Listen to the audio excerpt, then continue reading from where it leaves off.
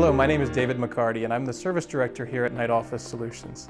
Today I'm going to show you how to replace staples and fixed staple jams on mid-volume Sharp color and black and white models.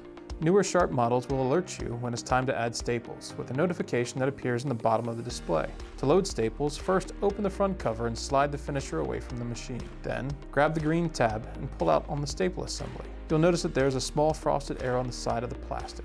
Squeeze the arrows and the empty cartridge will be released. Once empty, insert a new cartridge and place the assembly inside the stapler. If you get stuck, reference the illustrated instructions on the inside of the finisher door.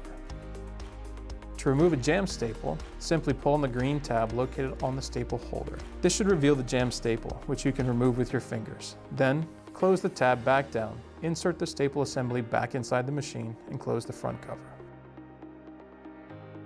Thanks for watching this video. We hope that you found it helpful and that you'll come back whenever you have routine maintenance questions. If you have an issue that isn't covered in one of our videos, feel free to give us a call and one of Night's experienced technicians will help get you back up and running in no time.